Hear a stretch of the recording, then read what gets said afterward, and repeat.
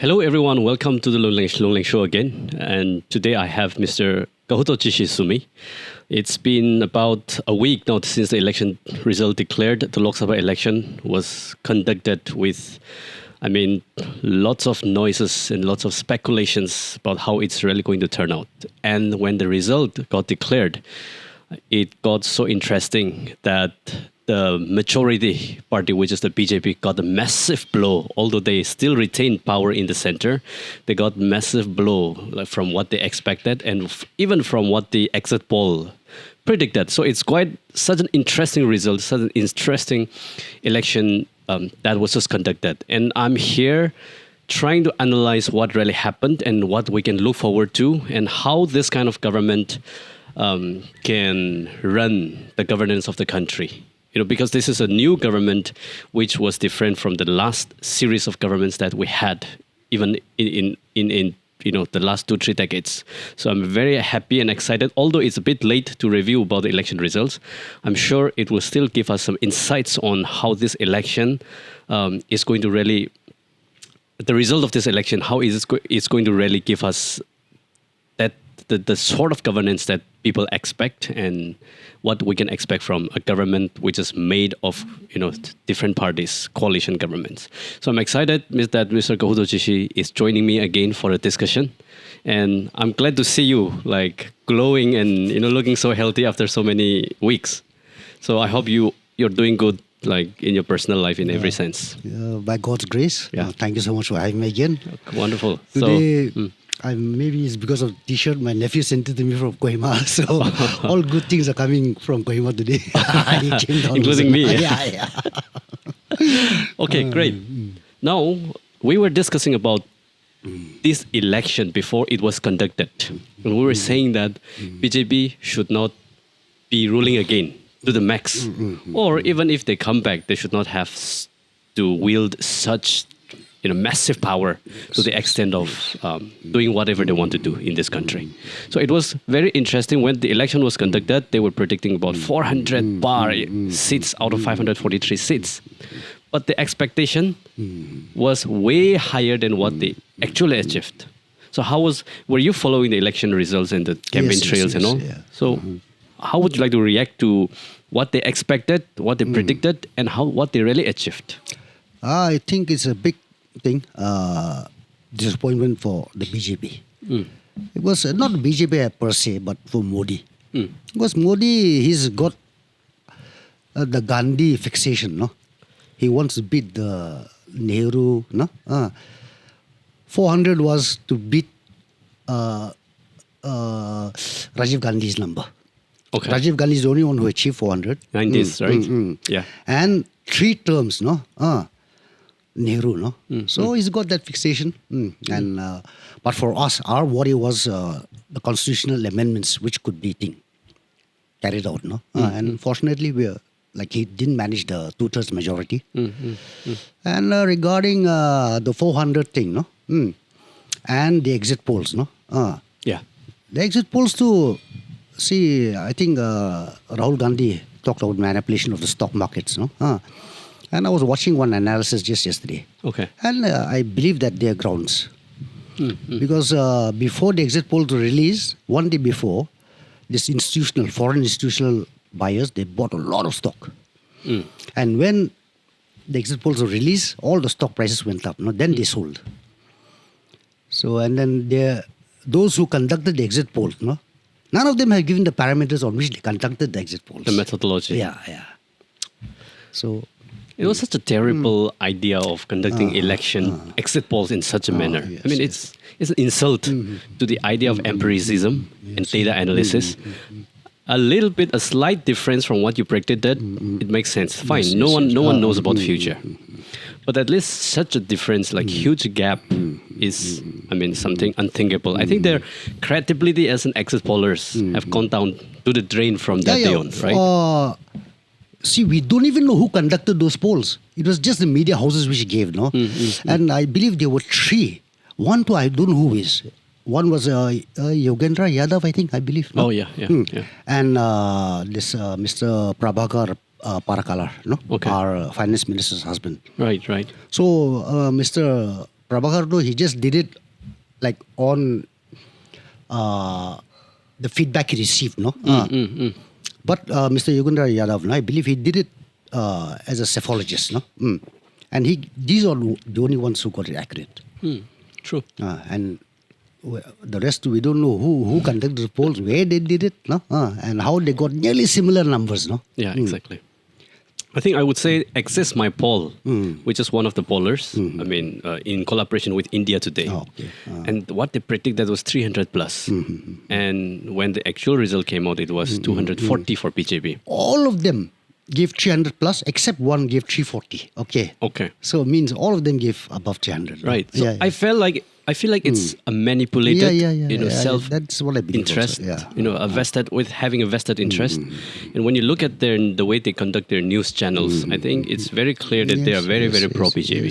So it's an attempt to manipulate or to psychologically manipulate the minds of the voters.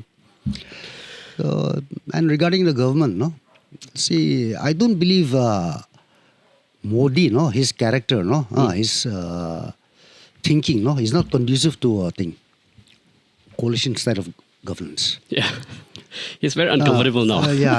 And like the hypocrisy, no, they are both face. Do you recall one video where there were all the senior BJP leaders on stage? LK Advani was there also. I don't know when it was. Okay. And LK Advani with folded hands, no? And then Modi just walked past him, no? Without acknowledging his presence. Now the moment he won, he went and met Advani. He met Murli Manohar Joshi. Right. All the people he ignored, no? And again, there's another, where the people had made a big garland. They wanted to garland Modi and... Amit Shah? No, not Amit Shah. JP Nadda? No. Our Defense Minister, Rajnath Singh. Okay. Then when they came, he pushed away Rajnath Singh. And he took only a garland for himself. But this time you see him dragging our TDP leader. Chandrababu Naidu. Chandrababu Naidu. Now dragging him. So, how long can he keep up this hypocrisy? That is the question. Absolutely. I'm not saying the BJP government will collapse, no? What I think is that they will have to choose another leader. Otherwise... Now, they have to choose another leader. That's a good suggestion. That's a good, that stimulates my thoughts that now even the RSS, Mohan Bhagwat, they are very uncomfortable with the Modi's version of BJP.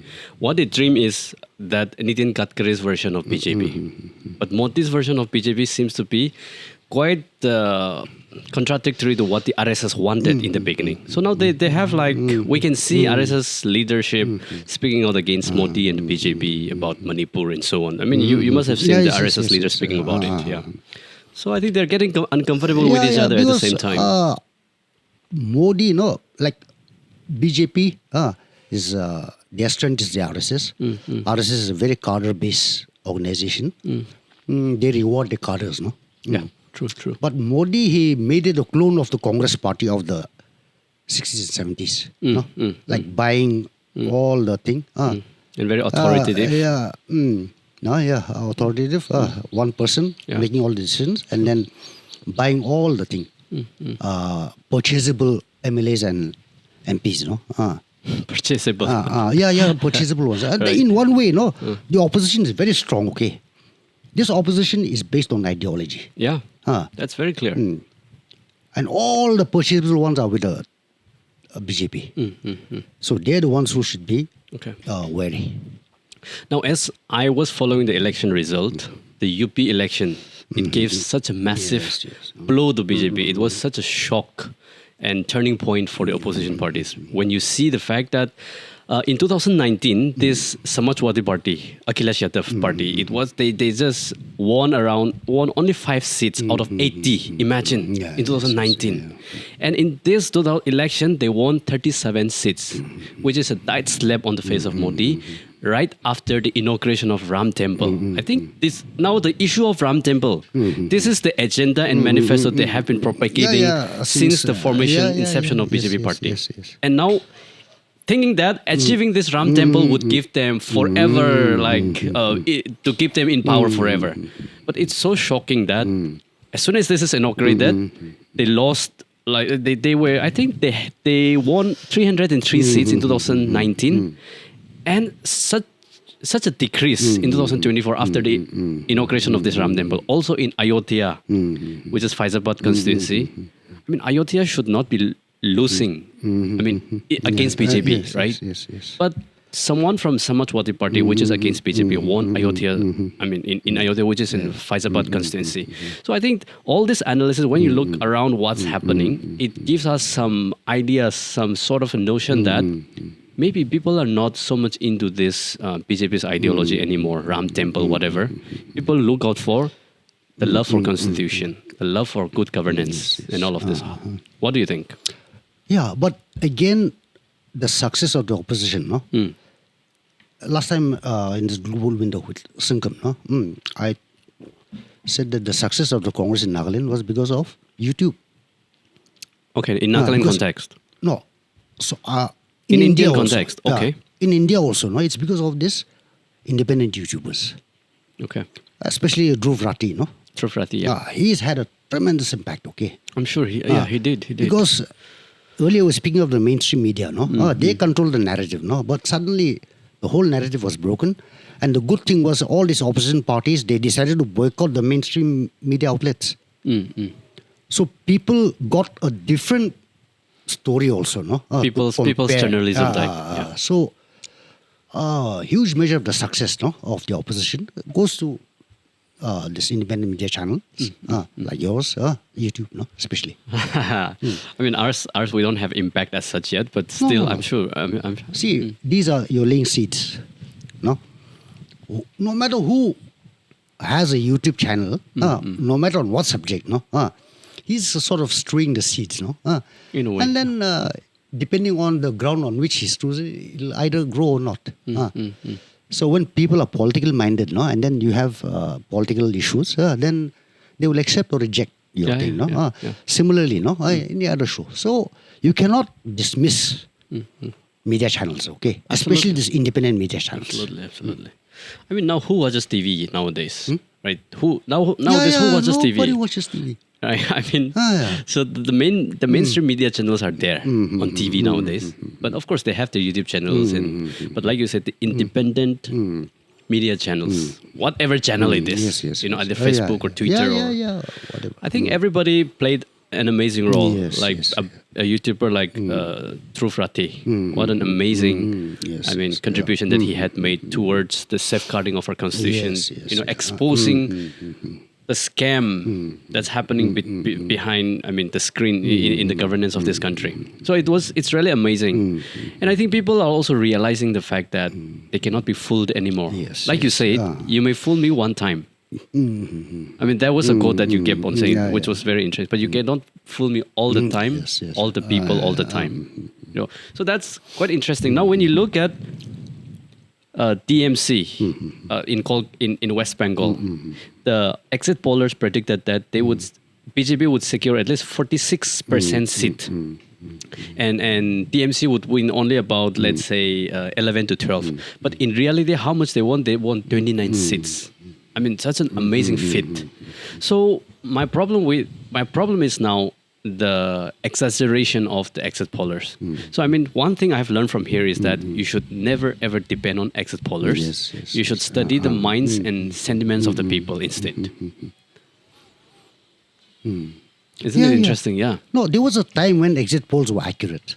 Yeah, they went around, they canvassed the voters coming out, taking samples. No? But now though we have no idea who's conducting these polls, where they conducted it, and how they came up with these figures. No? So Rahul Gandhi, if he takes this thing, I think he's filing a case. He's asking for a parliamentary inquiry into this exit polls, and jump in the stock exchange. Because I believe the video I was watching, they said that the ordinary Indian investor has lost 3 trillion rupees. Wow. And the money was made by all these foreign investors. Like foreign means we don't know where they're at. So So it was a total manipulation of stock market. Total. That was after the declaration of the result, right? Just before. Before. Okay. See, just before the declaration, all these foreign investors, they started buying stocks. So the price was pushed up. Right. And just before the declaration of the exit polls, they purchased. Okay. Right. So, and they pushed up the price. Then after the exit polls were declared, then public started a mad rush of buying, no? And they sold. So they made a profit. And after the results came out, It went down. it crashed. And that's what I was giving the thing, no? Twice, no? In the history of the Indian stock market, only 2 times has Happened like the that. stock exchange surged like that. One was in 2014 when Modi won. But that was after he won. Okay. After the results were declared. No? Okay. Okay. That's when it surged. No? But here too, no, the surge was just based on the exit polls, not the actual results. No? So very fishy. Very fishy. I think that should be, investigated, of Yeah, course. yeah. But But I doubt. yeah. Because they're talking about a parliamentary thing, no? Probe, and then I don't think BJ will agree to that, no? True. And people like Kiran Rijiju are saying, why would the people or Congress celebrate even though they lose the election? I mean, they lose the election in the sense they cannot form the government because they won only 99 seats. But that's a huge jump from 2019 Yes, because in yes. 2019 they won only 52 seats. This time, 99 seats, despite the fact that they shared seats, pre-poll alliance seats. So if they had contested from all the seats, they would have won even more. Presumably. And right now the figures jump to 103, okay? Because 4 independents, Okay. they have given unconditional support to Congress. Okay. Despite being in the thing. Oh, that's the latest Obviously, update. Yeah, Okay. that's the latest update. So it's 104 now. Okay, one interesting 104. So people are like they're not able to form the government. That means they lose this election. Fine.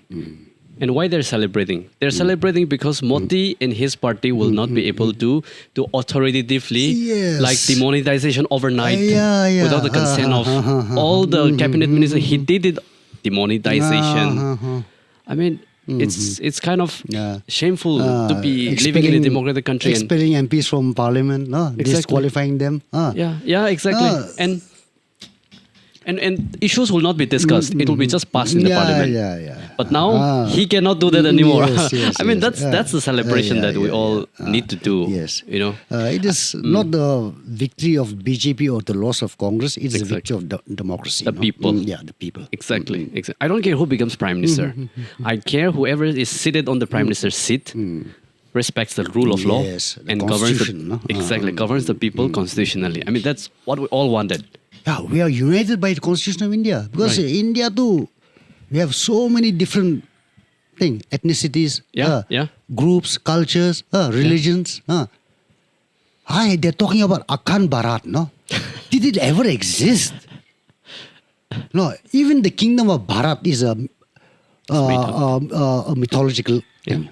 I mean, where were we? And then Akan Bharat, they're talking about Thailand, Cambodia, not just because Angkor Wat happened to be built with this, all this Indian thing, no? Unbroken Bharat, when did it exist, no? So they give all these false narratives, no? And anytime when I say comment, no? Okay. Especially on YouTube, Okay. no, in support of Palestine and all that, you know what they tell me? Go to Pakistan. I think, the Modi supporters, BJP supporters supported Israel just because Palestinians are Muslims. Yeah, Muslims. No, Yeah. they don't understand the context. Yeah. I'm supporting them because of the thing, Human rights human violation. tragedy, no? Okay. So that was the mindset that was Yeah. behind BJP, no? Yeah. I mean, I would respect 1,000 times if they support Israel because they analyze it and they reason out, Yes, they yes, rationalize it, and they understand something reasonable.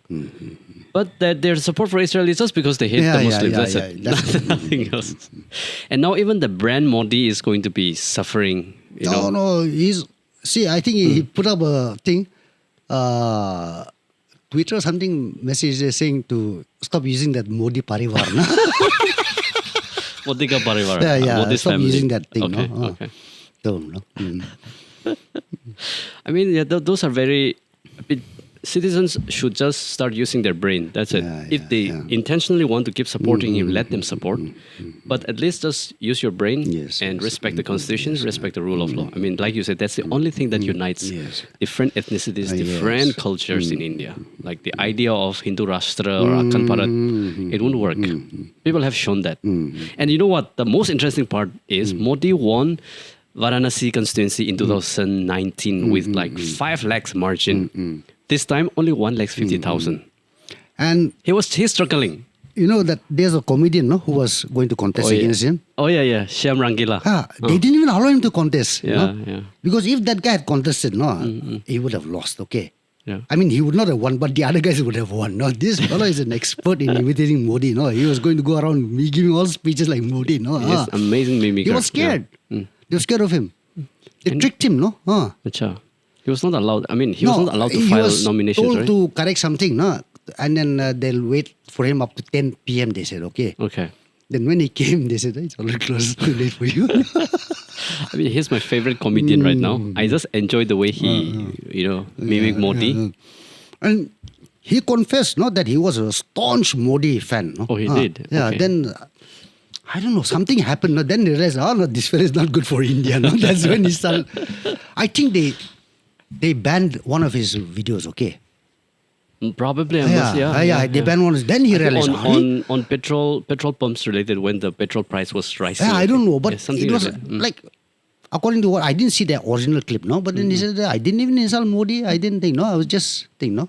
I think it was the petrol pump. I don't know. Petrol pump scene. So that's when he realized that, this guy, and then he started thinking, that guy is interesting. I mean, I'm a big fan of him. Like, I always watch it. Although I do not understand Hindi 100%, I enjoy the way it's very, very interesting.